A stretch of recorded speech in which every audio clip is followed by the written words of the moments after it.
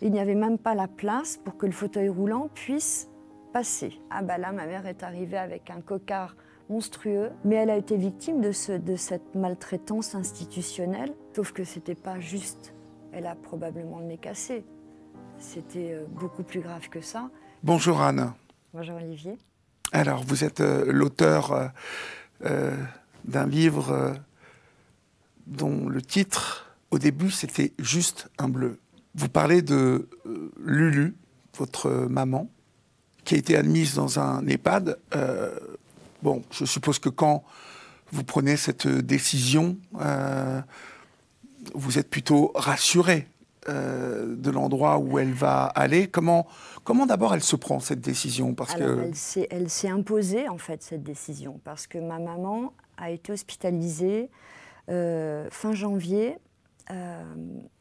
Je dis fin janvier 2020 parce que fin janvier c'est important parce que juste après il y a eu le Covid. La santé de ma maman s'est dégradée en très peu de temps. Elle avait 88 ans.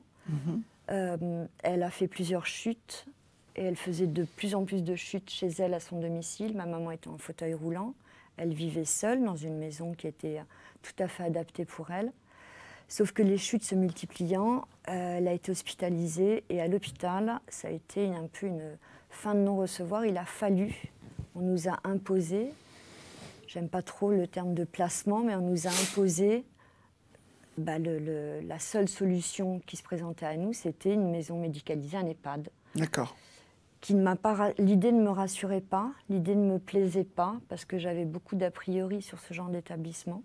Pourquoi aviez-vous beaucoup d'a priori? Parce qu'on a toujours entendu beaucoup de choses, plus ou moins vraies, plus ou moins galvaudées. Et puis ma maman détestait ce genre d'endroit. Ben oui. Elle détestait ce genre d'endroit, elle détestait la compagnie, je vais reprendre ces mots. Ma mère avait un vocabulaire un peu fleuri. Hein. C'est bien. Donc elle détestait, elle disait qu'elle ne supportait pas être entourée de vieux. Les vieux l'embêtaient. Et donc on s'est retrouvés à devoir trouver une place dans un EHPAD. Comment ça se passe au début? Alors ça se passe, on a fait une première visite parce que bon, je vous passe les détails sur le fait que c'est très difficile de trouver des places déjà. Il faut qu'il y ait de la place parce que les places sont chères dans tous les sens du terme. Alors ça va je dirais de 3 000, ça peut aller jusqu'à 10 000 par mois. Quand on a visité donc l'EHPAD où ma mère a été installée, donc j'avais clairement expliqué que ma mère était en fauteuil roulant, qu'elle connaissait la situation. Et la première chambre qu'on nous a proposée, quand je suis rentrée dans cette chambre, c'était tellement petit, c'est-à-dire que c'était plus petit qu'une chambre d'hôpital. C'est-à-dire qu'il y avait le lit, et il n'y avait même pas la place pour que le fauteuil roulant puisse passer. J'ai dit, mais ma mère est en fauteuil roulant, et la dame m'a dit, ah ben oui, mais vous m'avez dit que vous aviez des petits moyens et que votre maman avait une petite retraite. J'ai autre chose, mais c'est plus cher. C'était plus grand. C'était plus agréable parce que plus lumineux, il y avait un petit balcon, j'ai dit très bien. Et comme j'ai compris qu'on faisait du commerce, j'ai du mal à en parler sans animosité. Hein. Mais quand j'ai compris voilà, que j'avais un rapport de client, en fait, et ben, j'y suis un peu allée à l'audace et j'ai dit à la dame, écoutez, je vais vous faire une proposition. Je voudrais celui-ci au prix du premier. Et quelques heures après, la réponse est arrivée. Ils ont accepté. Parce que c'est du business. Bien sûr. Aujourd'hui, vous savez que des fonds d'investissement sont donc propriétaires de ces EHPAD. Ce pourquoi il y a eu tous ces scandales, c'est que ces EHPAD subissent une pression économique de la part de ces fonds d'investissement qui doivent rémunérer leurs actionnaires. Et comment on rémunère des actionnaires? En faisant de la marge, Bien sûr. en étant productif et donc en gagnant sur les salaires, sur les matières premières, sur la nourriture, sur le service même. Tout. On a eu une riche idée, c'est de créer ces établissements avec une autoroute et un tapis rouge pour que des investisseurs aient une vie plutôt confortable. Oui. Et c'est pas pour rien que ils ont associé donc cet espace de santé et être coté au CAC 40, moi, ça, c'est quelque chose qui me... J'ai du mal à concevoir ça. Mais je ne suis pas contre le fait qu'il y ait du profit qui soit fait. Mais là, moi, ma mère a clairement... Elle a été victime de ce système, bien sûr, Anne. Bien sûr. Ma mère a été victime de deux choses. Elle a été victime sûrement de malveillance, de maltraitance de personnes, de certains personnels, et encore, j'apporterai une précision là-dessus juste après, mais elle a été victime de cette maltraitance institutionnelle qui est terrible et qui est révoltante. Racontez-moi, révoltante que... Racontez-moi en détail. Bien évidemment, vous ne pouvez pas tout raconter, c'est dans le livre, mais qu'est-ce qui a été le plus choquant? Donc ma mère est arrivée au début du Covid, donc très vite il a fallu fermer l'EHPAD pour des raisons sanitaires, donc on n'avait pas accès aux visites. On a eu accès à la première visite, c'était au mois de mai, premier jour où les visites ont été autorisées, et là on nous a conduits, j'étais avec ma fille, on nous a conduit ma mère. Alors c'était chouette, hein, on lui avait mis une robe, elle était coiffée, et ça m'a rassurée. Je dis bon voilà, elle était un peu hagarde, un peu absente, mais contente de nous voir. C'était rassurant. C'était rassurant. Et 2 jours après, on est reparti. On m'avait officieusement accordé une autre visite 2 jours après. Et là, 2 jours après, c'était plus la même parce que la visite qui avait été accordée officieusement n'avait pas été notée. Donc, quand je suis arrivée, ah bah là, ma mère est arrivée avec un cocard monstrueux, pas coiffée, toute de travers sur son fauteuil. Et là, ça a été... Donc ça, ça a été le premier choc. Encore une fois, on se dit, bon, ça peut arriver. Elle a pu se blesser, elle a pu se cogner. Seulement, quand j'ai demandé ce qui s'était passé, personne n'a pu me répondre. Personne n'a pu me dire, voilà ce qui s'est passé. Alors, je suis repartie en me disant, OK, soit ils ne savent pas, et c'est grave, ou soit ils savent et ils ne me disent pas, et c'est grave également. Ça a été le premier choc pour moi. Vous avez demandé des explications? Bien sûr, je n'en ai jamais eu. Jamais. Vous savez, après, j'ai demandé le dossier médical de ma mère. Je ne l'ai jamais obtenu non plus. Mon avocate leur a demandé sous forme de mise en demeure. Aujourd'hui, nous n'avons toujours pas reçu le dossier médical. Et puis les autres types de maltraitance, c'est quand on allait voir ma mère et qu'elle ne portait jamais des vêtements qui étaient à elle. Ça c'est... Alors, bon. Vous voulez dire qu'elle portait des vêtements... des vêtements qui n'étaient pas à elle. D'accord. Les vêtements que ma fille et moi, on lui choisissait parce que ça nous faisait plaisir, c'était un des petits plaisirs qu'on pouvait lui accorder et puis nous accorder à nous, qu'on lui envoyait. On ne revoyait pas, on envoyait 1 sur 10 qui passait de temps en temps. On nous disait qu'on n'avait sûrement pas dû mettre son nom sur les étiquettes, alors qu'on avait mis le nom évidemment sur toutes les étiquettes.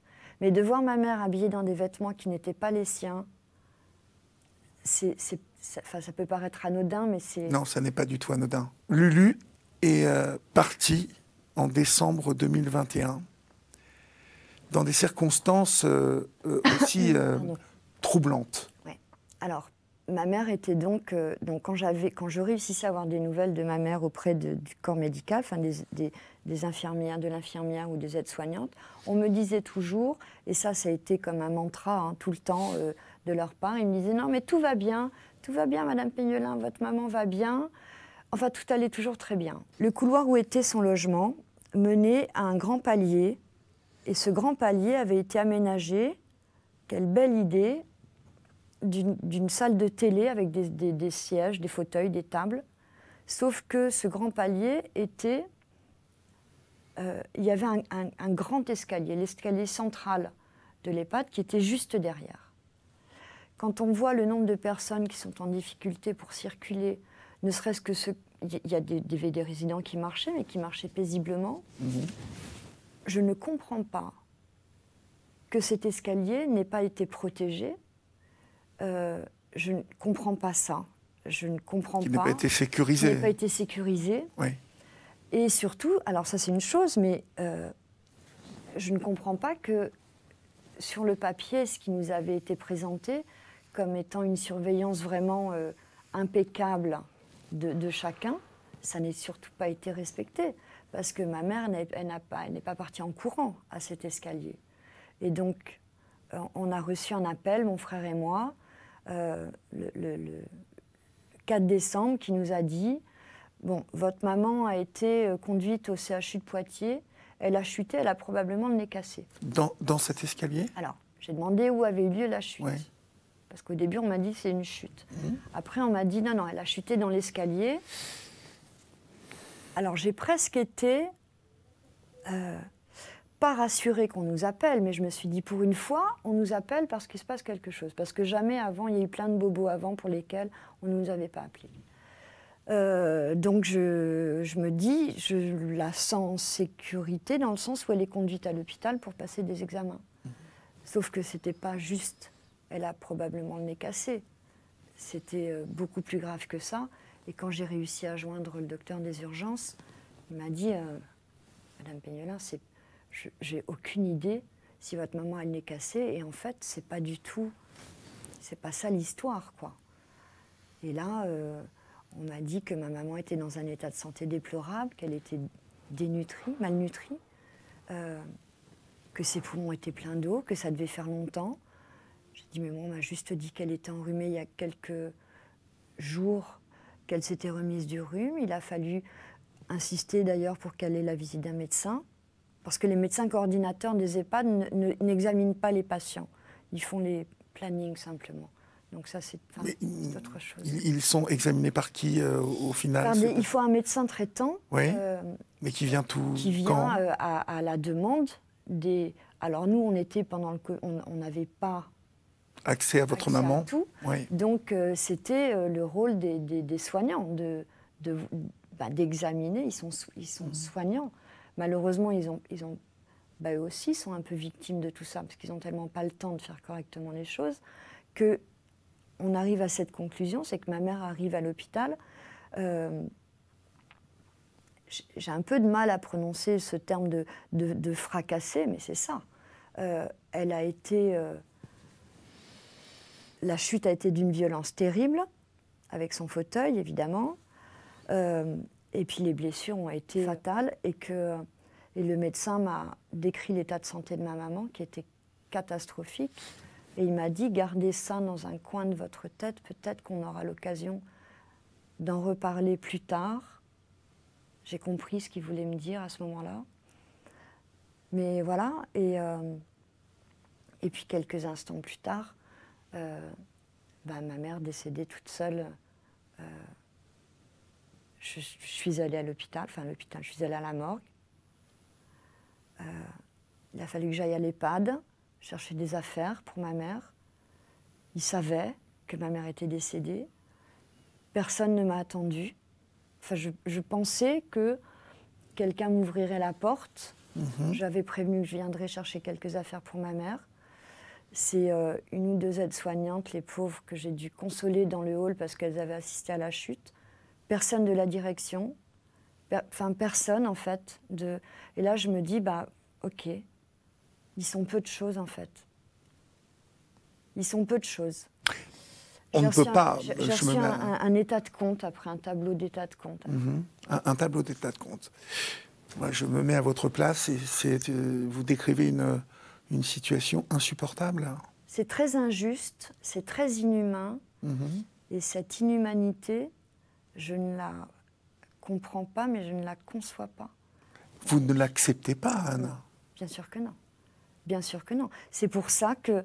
j'ai décidé j'ai dit à la maison de retraite, je ne sais pas si je peux citer j'ai dit c'était les jardins de Charlotte, à Neuville, maison du groupe Orpea. J'ai prévenu, j'ai écrit que j'allais intenter une action en justice.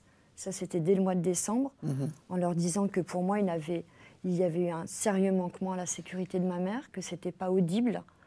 Rien ne pouvait justifier la façon dont ma mère était partie. Et là, je me suis dit, il va falloir que je trouve de la force pour aller au bout de tout ça, parce que là, on se sent tout petit, tout seul. Et je me suis dit, qu'est-ce qui va me donner la force et le courage de mener ça à bien. Et là, 2 semaines après, sort le livre de Victor Castanet, Les Fossoyeurs, éclaboussure gigantesque sur ce domaine. Et là, je me suis dit, ok, bah, la force, on va la trouver. Bien sûr. Le courage, on va le trouver, parce qu'on est nombreux. Et que voilà. Entre-temps, moi, j'avais déposé ma plainte. On m'a rappelé pour me dire que ce n'était pas juste une mise en danger de la vie d'autrui, mais que c'était requalifié en homicide involontaire, entre autres. En homicide involontaire. En homicide involontaire, d'accord. Au vu de tout le dossier. Ce livre, c'est un hommage à Lulu. Et je crois que ce qui est important, en tout cas c'est ce qui se dégage de votre livre et qui donne la force de votre récit, et justement à cette fin, c'est justement de montrer quelle femme était Lulu, la vie de cette femme lumineuse qui était Lulu, et comment à la fin, un système fait de Lulu un numéro, quelque chose, oui, quelque chose, vous voyez, j'en arrive à dire quelque chose qui chute dans un escalier, qui s'abîme et qu'on va jeter, et au suivant. Ça. Et ça, c'est intolérable. Et c'est inacceptable. Où en êtes-vous aujourd'hui, parce que vous avez déposé plainte contre cet établissement. Et contre le groupe également. Et contre le groupe Orpea. Où en êtes-vous? Comment ces dossiers avancent-ils? C'est en instruction, c'est très long, ce que je peux entendre. Alors j'ai été entendue, mon frère et moi, nous avons été entendus pour les PV d'audition, pour les enquêtes préliminaires, pour tout ça. On a été entendus un certain nombre de fois, c'est en cours. On en est à cette phase de l'instruction où nous n'avons pas encore de nouvelles. J'ai presque envie de dire que évidemment que j'attends de voir ce qui va se passer. Évidemment que j'ai envie de rencontrer ces gens de façon assez officielle et de leur dire ce que vous avez fait, c'est mal, ce que vous faites, c'est mal. J'ai envie de leur dire ça. Mais j'ai presque envie de dire que le fait d'avoir dénoncé comme je l'ai fait, bon, ça crée des liens. J'ai reçu tellement de témoignages de soignants qui sont dans une telle souffrance. Parce que j'ai écrit pour rendre hommage à ma mère, pardon, mais j'ai aussi écrit pour dénoncer. Je ne suis pas tendre, mais c'est pas de l'EHPAD bashing à 100%. C'est-à-dire que, bien sûr que j'ai rencontré des gens, peu, très peu, mais il y en a qui font un travail formidable dans les EHPAD, dans les hôpitaux. Heureusement qu'ils sont là pour humaniser un petit peu tout ça. Oui. Ils ne suffisent pas.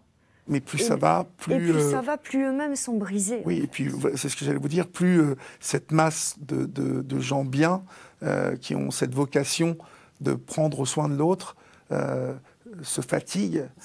Et cette masse, elle fond à cause du soleil, là, de l'argent, du système. C'est très moche.